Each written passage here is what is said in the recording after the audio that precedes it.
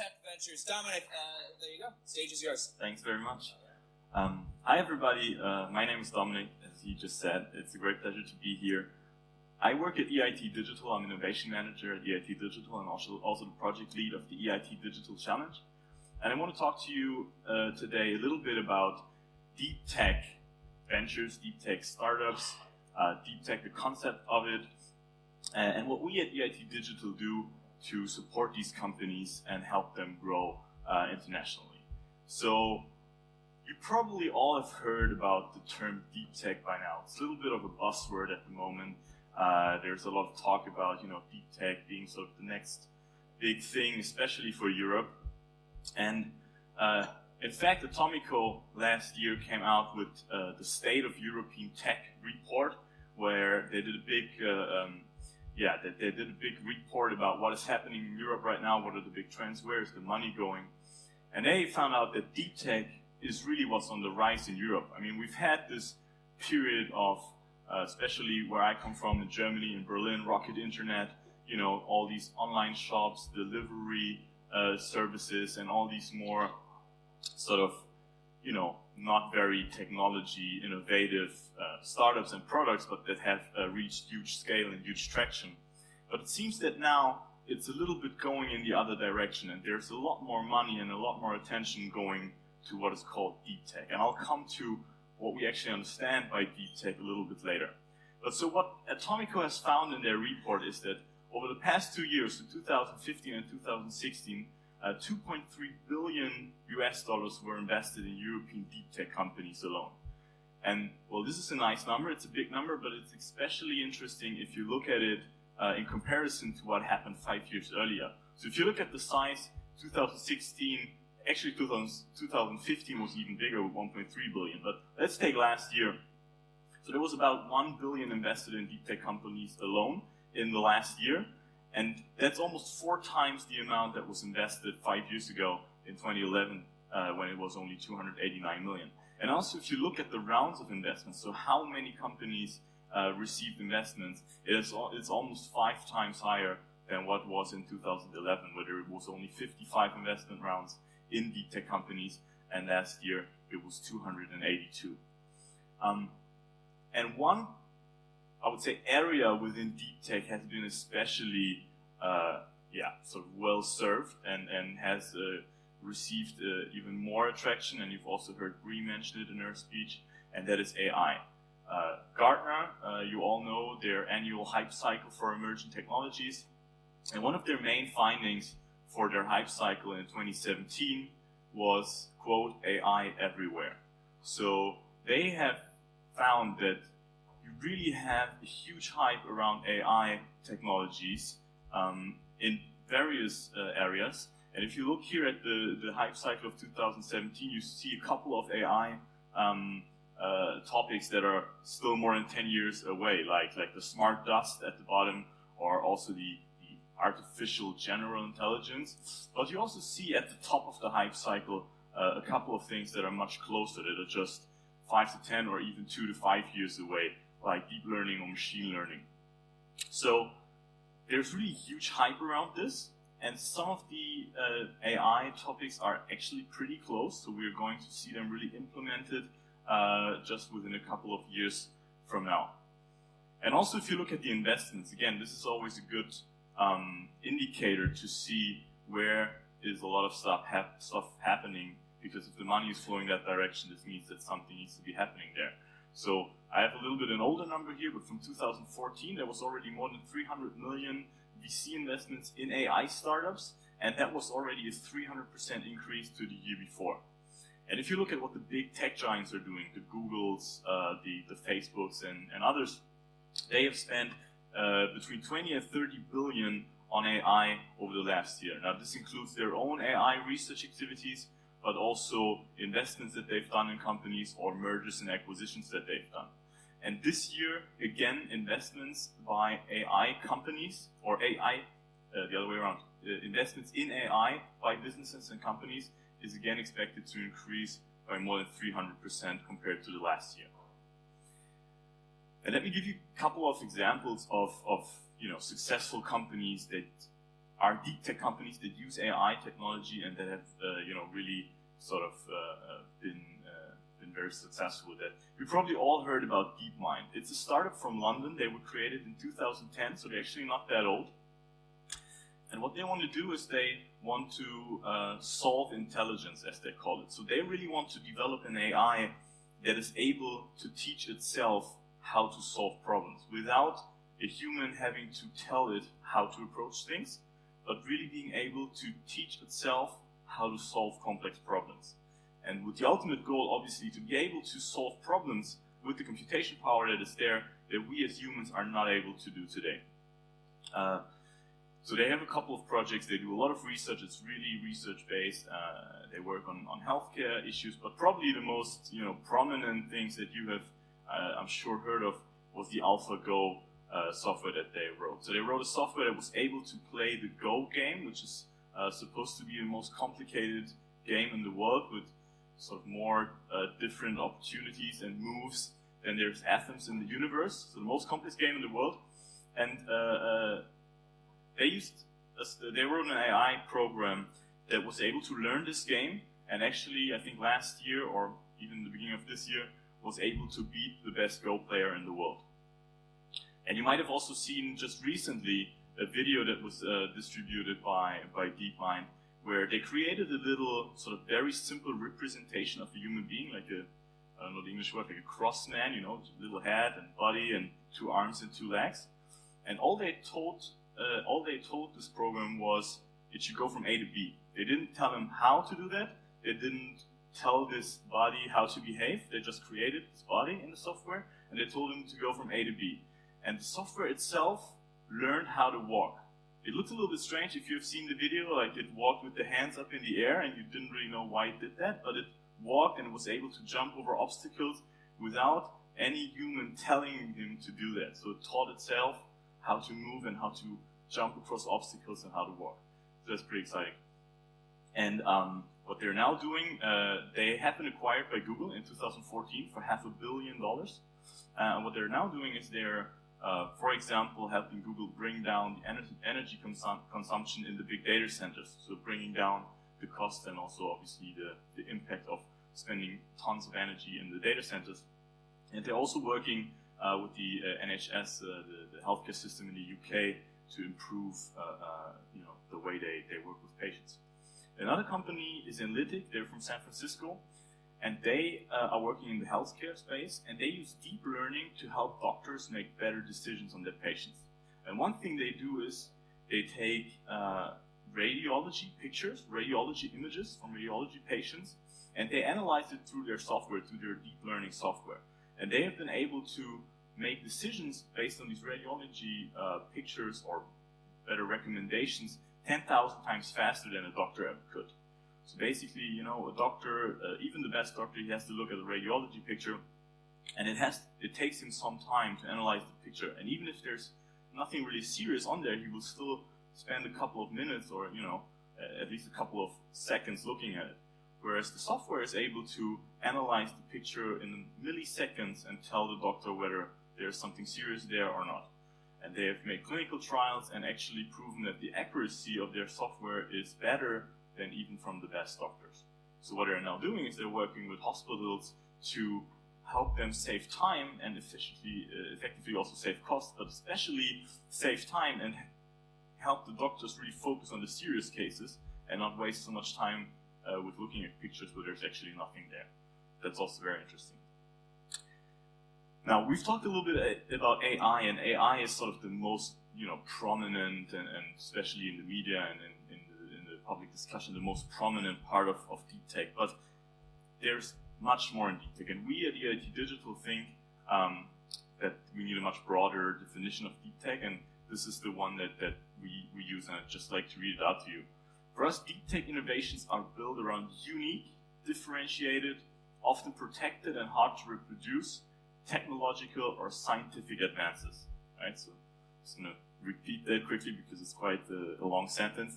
It's unique, it's differentiated, it's either protected by patent or something like that, or very hard to reproduce, and it's technological or scientific advances.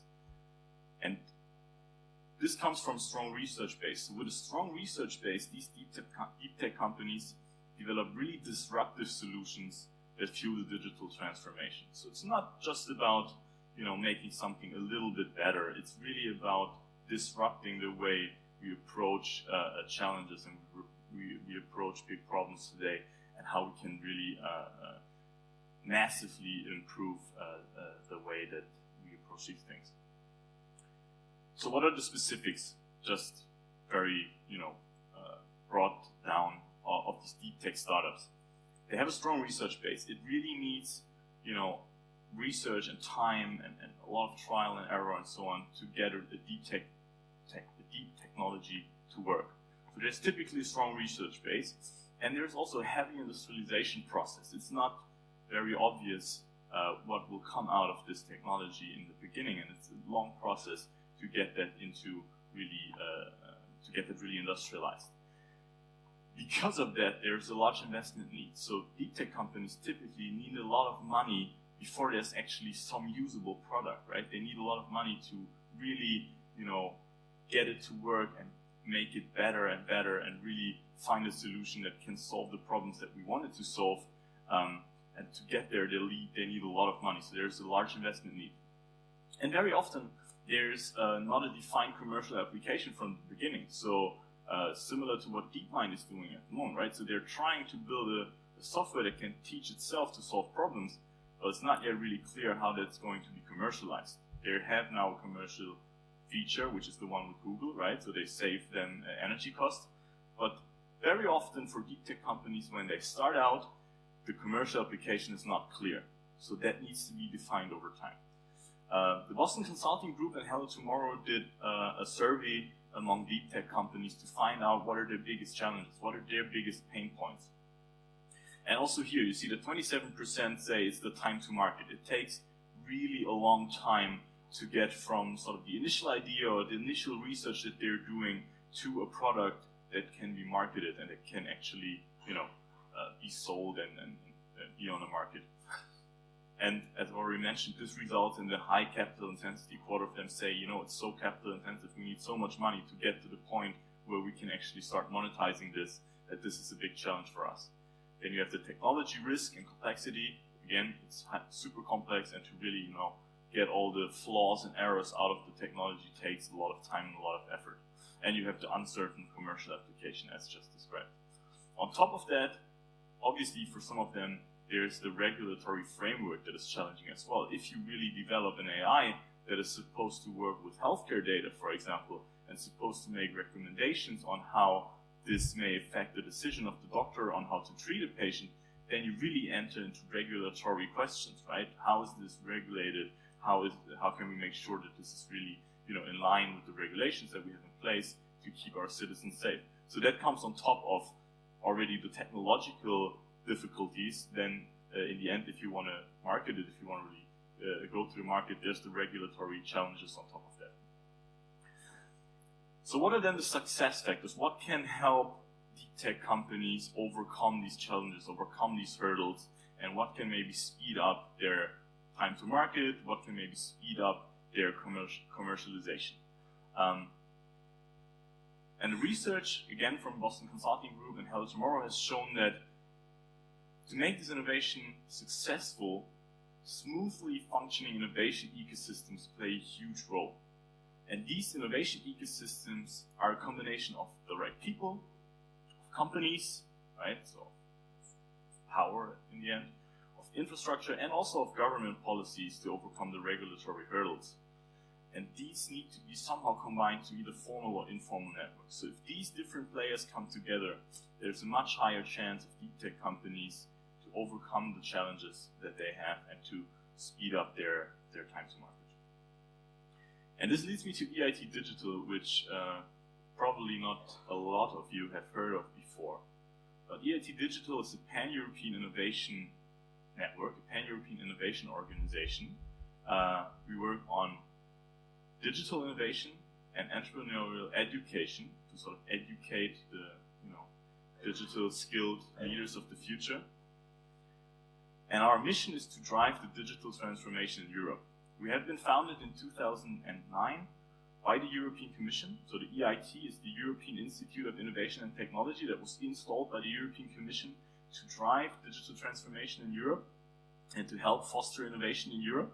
And what we bring together is a pan-European ecosystem of over 130, and I think it's 150 by now, European corporations, so really the big corporations such as Nokia, Intel, IBM, Siemens, SAP, Philips, Telecoms, Airbus, so really the big industrial and technological players in Europe, smaller companies, startups, research institutes like VTT or the Fraunhofer Society or others, and technical universities like Aalto University, Imperial College, KTH, and so on. So we really bring together the business side, the academic side, and the research side, and we help them with their complementary strengths to foster innovation and to bring innovative products to the market in Europe.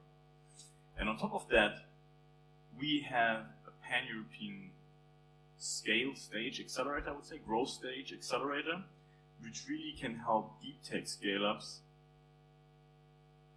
speed up their way to market, speed up their internationalization, speed up their commercialization, and really speed up their success. We have 5 different fields, we call them action lines, but focus areas, if you may, that we focus on. And those are the ones that have been defined by the European Commission or by the European Parliament as the topics that are really the important ones when tackling the big societal challenge that digital transformation brings across. This is the digital cities, which others call smart cities, but everything that has to do with urbanization, more people moving into the cities. How can we make sure that people live a better and healthier life in cities? What are mobility solutions? What are safety solutions? And everything that is involved there. How can we include citizens in decision making? Everything of that is included in digital cities. Digital infrastructure really is sort of the overarching topic where it comes to how can we make sure that digital infrastructure is in place to cope with this digital transformation. What kind of networks do we need? IoT, the whole cloud computing, everything in that nature falls into digital infrastructure. Also cybersecurity, how can we make sure all the networks, all the connected devices are secure and safe. Digital industry, which is really the whole Industry 4.0 topic, everything that falls under how is industry changing with digital transformation, from manufacturing over logistics to retail. Digital well-being, which in our case is not so much focused on health tech, how do we treat patients, but more how can we help people live a healthier life even when they get old, even when they are not super fit anymore, but how can we help people stay away from the doctor for longer and live a more healthy and fulfilling life? And then finally, digital finance, the whole fintech area. So what do we do with our accelerator to address the challenges of these deep tech companies? And I should say up front that we're not a purely exclusive deep tech accelerator. We also can help other digital technology scale-ups to grow their business. But I think we have a unique proposition when it comes to deep tech companies, when you look at the challenges that were identified by them and how we can address them. So first of all, what we do is we focus not on super early stage companies. So we're not going in and sort of at the stage where they're still developing their technology, where they're still in an idea stage. No, what we are doing, because there's a lot of programs to support this early stage out there in Europe, what we are doing is we really come in once they're a little bit further ahead and once they are ready to take their product to the market and really want to go international. And what we can then do is we provide them individual support with access to market and access to finance. We can directly help them enter new markets, help them get in touch with relevant clients, partners, collaboration partners for them, and help them find the right players in the ecosystem in order to grow their business. And we can also help them get in touch with the investors that can fuel their growth with the money that they need, right? Like I've said, it's very capital intensive, so we can get them in touch with the right investors to give them the money that they need to grow their business. We do that not at one location like other accelerators do, but we have a team that is spread out over 14 cities in Europe, plus in Silicon Valley in the US, and they individually take these companies on board and help them with a very individual approach to get to the customers or potential investors that they want to go. We give them access to this very unique pan-European innovation ecosystem, like I've said, which really brings together the research institutes, the academic side, and also the companies, and therefore really provides both the talent, but also the infrastructure that these deep tech companies need to grow.